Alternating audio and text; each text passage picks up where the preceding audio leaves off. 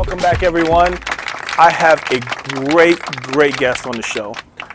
She just recently retired from the Huntley School District. She's done a lot of great things. She's worked with a lot of students, even my son, in the theater group. She does great things with her students. Everyone, please welcome Miss B, as we affectionately know her as, Janet Burkhalter. Miss B, welcome to the show.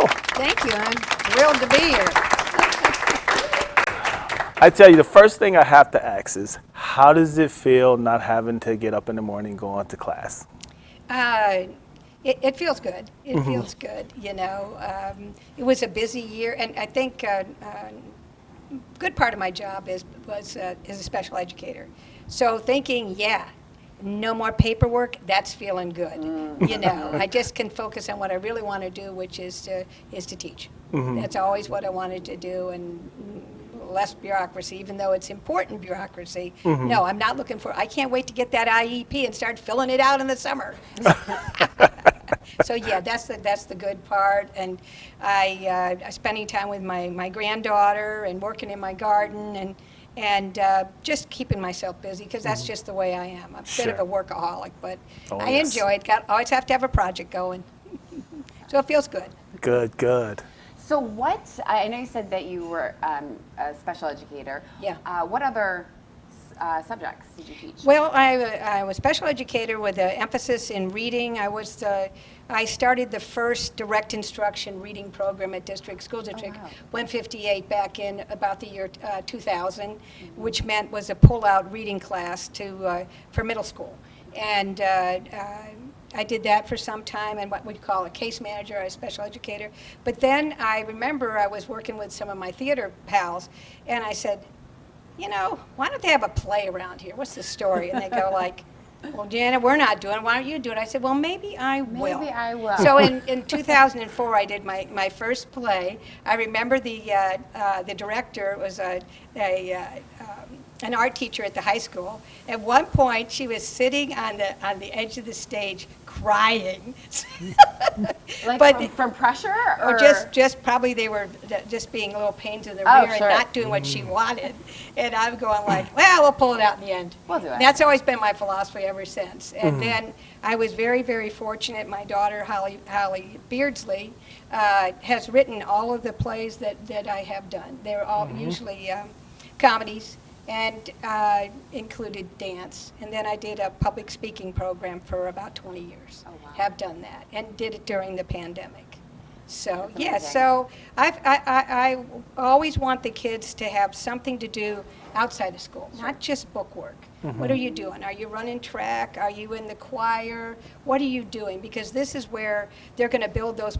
I don't think they're going to remember math page 54, do the odd numbers, but they will remember the play they were in. They will remember a special presentation, a science fair type thing, or other things after school, that push them, that are really hard stuff, and get to do that. And so I would say 50% of my teaching has been done outside of school. Wow. After 3 o'clock. And I kind of say to the district, after 3 o'clock, they're my kids, my rules. I'm going to have high standards, good products, push the kids. And I'd say, hey, kid, do not mispronounce that word. I'm telling you, everybody knows that word. And if you don't get it right, there's going to be a severe repercussion. Right. So, So why did you, it's obvious you have a passion for it. So aim high, that's the whole point, Why did you become a teacher? Why did I become? I'm a third-generation teacher. My grandma and my mother were teachers. My mother was a first-grade teacher. She said, Janet, just do something other than teaching, okay? I was influenced by Watergate. I was a journalist. I had a column in high school, so I became a journalist for many years. And then at some point, like I say, I was working with my nephew, who was going to drop out. He did drop out, but then I realized, I think I would like to go into teaching, And it's kind of, you know, some people might say, oh yeah, go into teaching, you have regular hours and you will, you know. Summer's off. Summer's and it'll be off, really except easy. you'd Yeah. have, with me, you'd have the kids going, "We're doing summer stock, Mrs. B. What are you doing for summer stock?" I said, "Okay, we'll figure something out." But that's okay. That is my choice to put a lot of myself. I call it. I invest in the kids, and they invest in me. We're investing in each other's lives, and we have so many good, funny things that happen, good things that happen, and like with Kendall, I see what a great kid he's turned out to be, great young man, and you never know. I've had kids through mostly my theater that have ended up going to West Point, ended up being a marine biologist, ended up being one young lady. She wrote me recently. She designs, does engineering at I think Purdue for Wow. studying to work with amusement park rides and amusement Wow. park, what do you want to call it, that stuff. And she said she goes back to saying in middle school, learning to speak still helps her to this day. So they're just, you know, but basically it gives me a lot of joy to work with the kids and to truly know them, Sure. you know. I mean, there's a lot of people that love kids, and a lot of people even thought about teaching, but a little bit nervous about trying to Yeah. go down that path. Yeah. What do you think would make a good teacher? And the reason I ask this is that, you know, when I grew up, you know, I was born and raised in the city, and there was great teachers and some not so great teachers. Yeah, right. So what do you think makes a great teacher or a teacher that can really make a difference in someone's life? Well, I think first of all, a teacher really needs to love their kids, love their students, be very passionate about what they do. We're not just going through the motions here, Yeah. you know. If you're going to do that, go do something else. And I think that's really important. And I think they need to try to figure out if it's not working in the classroom, why isn't it? Once I had a special educator who was, I guess, observing me or whatever, and she was in there for her clinicals, and she said, well, I went over to Joey and I offered help and he didn't want it. I'm going, Lord have mercy, you don't even have your license yet. You're sitting there with the lump. And I said, so what's your next move? I said, you get over there and you turn it around. That's why you're there. You're the adult. You know, you're the loving adult in that kid's life. You need to turn it around. So basically find, and I would say also, Larry, to build pride in these kids. Pride for who they are, pride for their country, pride for their culture, at whatever it takes, and that's why theater works for us. You know, if you, I remember once I had this student, it was an African-American student, he was a lovely, lovely boy. He's probably about a junior now, and he was doing two pieces. It's Stephen. He was very talented, and he was doing, one was from the Moth Radio, which is where I would get some of my pieces, very mature, about a young man who was a comedian and witnessing the death of his little daughter from cancer. And the other piece was Martin Luther King, A Bend to the Mountaintop.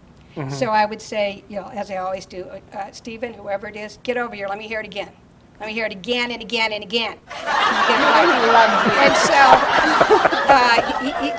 I said, get over here, let me hear that. He says, Mrs. B, you don't get it. The other one's really important. I said, but this is Dr. King. You've got to be right.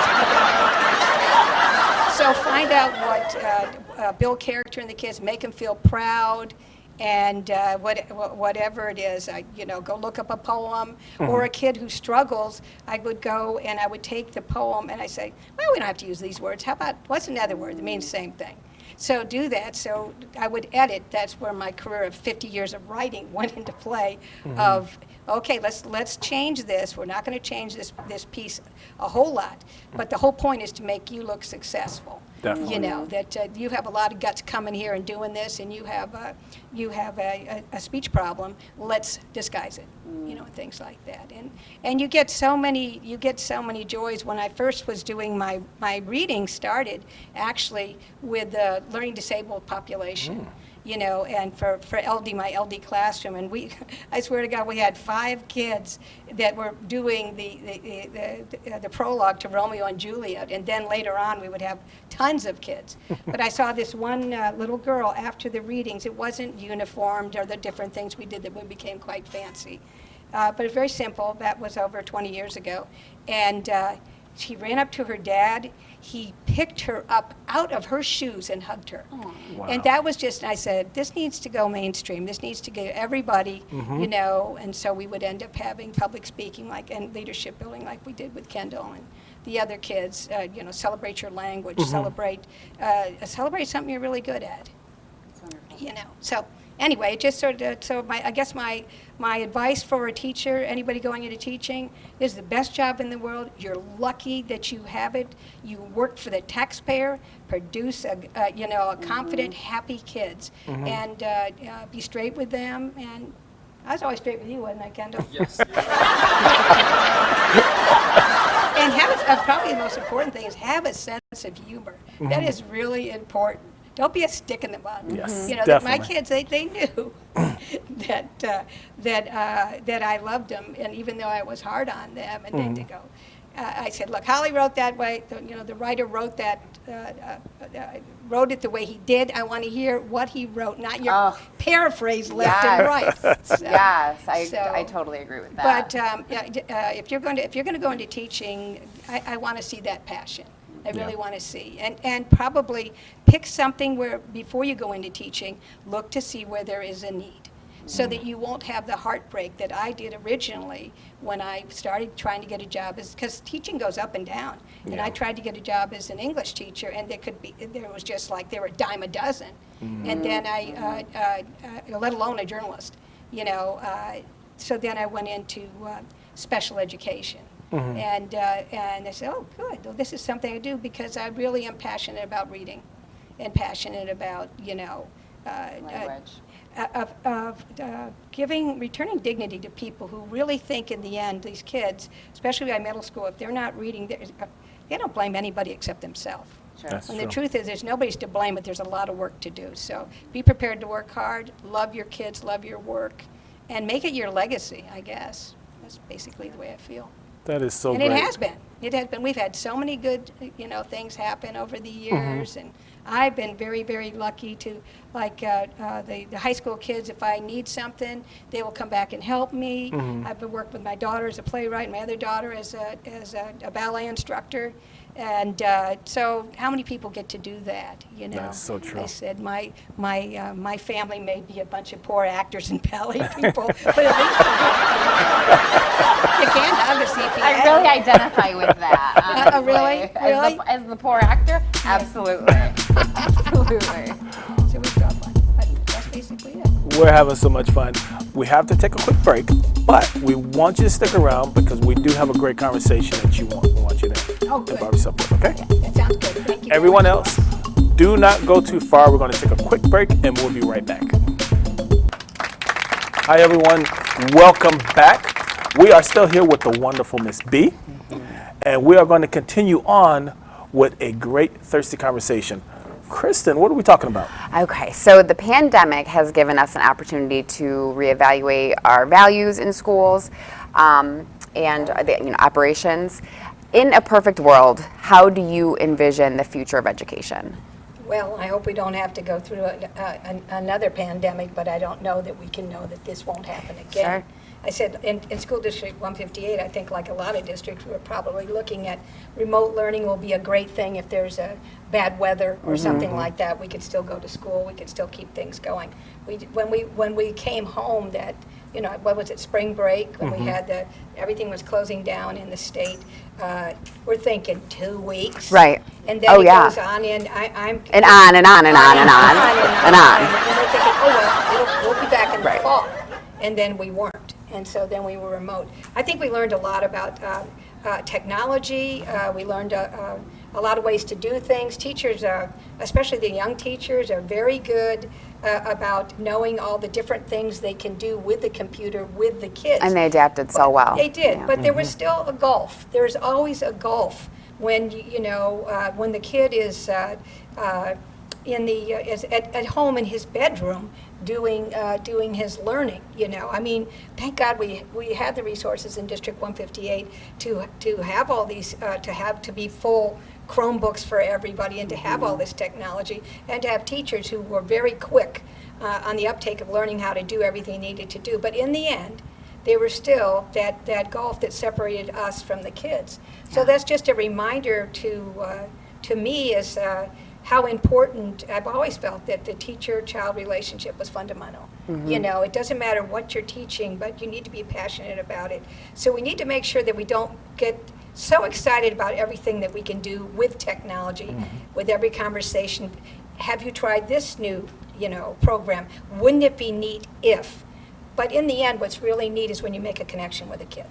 And so that if we have a remote classroom, as in the play with the movie that my daughter wrote, the reason that the remote classroom worked, and it was called Little Women in Quarantine, it worked because of the personality of the teacher. And the teacher knew the kids, and she knew which one was a Weisenheimer and didn't read the book. And she knew how to reach the kids across that gulf. I just want to make sure that when we come back to working on things that it doesn't become computers everything, because there is something that I think is important. Just sit in the classroom and have a conversation like this, Thirsty Conversation. I'm telling you, Lawrence, I love that name. That's my whole deal. People, kids are thirsty for deep conversation. Yes. Not just like, oh, we don't have time. No, make the time Sure. to have these conversations and to be pushed and things like that. So I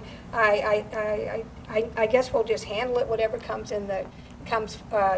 now. Hopefully we'll have a little bit of break, and kids can please let kids get back to extracurricular, because there's so many relationships that are built with coaches and music teachers that and there's something about middle school that seems to be a pivotal time for kids to find themselves, to find their group, and and then oftentimes they will be with that, as with your son Kendall, they will be with that kid for 6 years. I want to relate something about the people part of it. I don't know if to do with your question. Sure. But not so many years ago, one of our students died.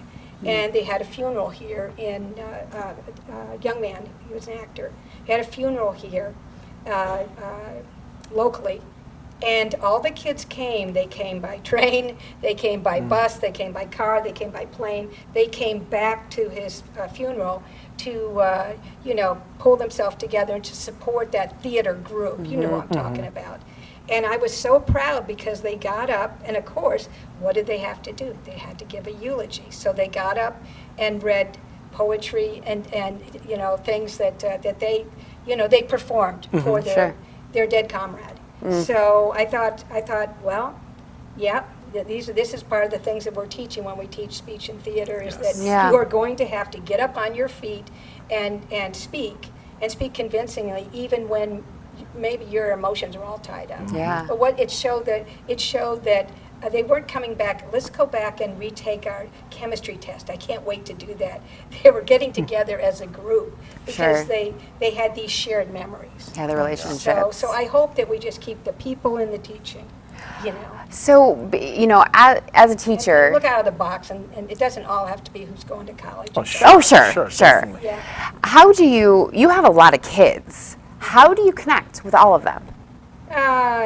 Well, as a special educator, I connect just by being pretty tough on them and acting like they matter and having. Well, tough with love, though. Now it's tough with love, though. That's right. And just say, okay, now do it again. That's not right. Let's do it again. Okay, great. So they know you care. They know I care. And with our theater kids, by always promising them a well-written script. Like I didn't just use my daughter Holly Beardsley for the writing because she's my daughter. Far from it. I used Holly because I knew from the very first play I did back in 2004, it's very hard to get good. There's a lot of lame writing. So much lame writing. Yes. And they do them anyway. And I'm going like, so I'm going to ask a parent of a middle schooler to come and sit through dribble. And so we would always, people were sometimes shocked. I'd say, the play is for the adults. The adults are the audience. Bring the kids up. Sure. in the language and whatever. And if it's a little funny or a little off color sometime, that's okay, because we want the parent to say, I'm going back the next night. Yeah. So the kids took pride in doing hard work and doing it together and having those memories. Or they didn't come back. So just basically pushing them and pushing them and loving them and telling them they did a good job, but not just blowing hot air up your shorts. You did a good job. I like that. And this is why I like that. Not just, oh, you did great. You know. Yeah. Now, So be yourself, I guess. I'm just wondering, now that everyone's going back full time, I know that, most children, like my son, when they first went into the pandemic, they were struggling. Kids were getting very creative. Yeah, right. So I love the fact that they did the Zoom teaching. So Yeah. you had to turn your camera on and actually Yeah. be there. And, Yeah. in other words, teachers caught up on all the little schemes. Yeah. How do you think the transition is going to be from the stay-at-home model back to full-time students in the school? Do you think it's going to be a hard transition for the kids? I think the kids are going to be, just as they were in the spring, those that did come back, I think they're excited about being back. They want to be there. You Yes. know, that was never the issue, and although one thing's interesting with the phones. We're sitting so I have study hall, and I'm a firm believer that study hall is studying. You don't have something, I'll find something for you. So they would come in and they say, well, Mrs. B, when do we get on our phone? Never. Yeah. Mrs. B, when do we get a movie? Never. Get to work, or part two, I'll Sure. find you something to do. So there's a little bit of the district was always very strict about when you could use your phones. So now suddenly the phone was supposed to be there, so if you're going to do something in science, you use a calculator, you did whatever, there Sure. was a bona fide reason for doing this. It's not like, oh, I've done your work now, so can I get on the phone? No. So I don't want them to. I want them to get out, get some exercise, do extracurricular, and that's the one thing we can do in the schoolhouse. Definitely. So I think it's going to work out well, especially for older kids like middle school and high school. Wow, they need those social connections. And I just pray that we can get back to work and do that, more hands-on stuff. So. Sure. Definitely. That's good. Yeah, I think I'm optimistic that we're going to have now that we've had this experience for a year and a half now, we know how to do the Zoom. It's Yes. great. Kids have learned a lot about how to do the Zoom. If I had a nickel for every time they told me, you're muted, don't even tell me, you're muted. Hey, Mrs. B, what about Mary? All right. Let me go back over. Mary, sorry that I've been muted, or I didn't tune into your Zoom. You've been left in the waiting room. You've been in the waiting room. You've been in the waiting room for 20 minutes. I do apologize. But they would always fix me up. I said, who wants to be the co-host today? Please That's funny. help me out. And then there's some teachers that are supersonic about doing all that, which is just sort of me. So I think we'll be good. This was a great segment. We really enjoyed having you on the show. Yeah. And definitely Thank feel you. free to come back again. Thank you. If there's one thing I could say, Lawrence, for any teacher out there, from the beginning of their career to the end of their career, because I remember I was, just real quickly, I was walking down the hall. I'm always a person that walks fast, and people say she always looks like she's on a mission, because I usually was. But I would say, go in every single day with the idea that you're going to make a difference in a kid's life. Every day you're going to make a difference in some kid's life, because it needs to be that important, because it is that important. And somebody's saying to me, Janet, I digress, but she was saying, are you counting the days till retirement? I said, no, but I'm counting the days to the readings to see if people are going to be memorized, and that we're going to get through that and then start counting the last 2 weeks. So just to act like it's really important if you want to be a good teacher. Because it is. It is. It is. Thank you very much. This is a great funny suggestion. Thank you so much. So don't go too far. We'll be right back. That is so cool. Hello, everyone. Welcome back. We had a fantastic show. We had a lot of fun. It was so great talking with Miss B. Yes, absolutely. I've never wanted to go to Huntley schools more in my life. Oh, man. The conversations that we had about what was going on, learning so much about Miss B. Also, I want to have a special thanks to the Legion for letting us be able to tip our shows here. Absolutely. Definitely glad about that. Make sure that you follow us, though. Oh, yes. We are on Instagram at Thirsty Conversations TV. Also, we are on Facebook and YouTube. Am I missing anything? And then if you live in Chicago, you can also catch us on cantv. On cantv. So everyone, thank you again for watching the show. Thank you again for having an audience this time. Definitely make sure that you tune in to our next episode of Thirsty Conversations. Bye, everyone.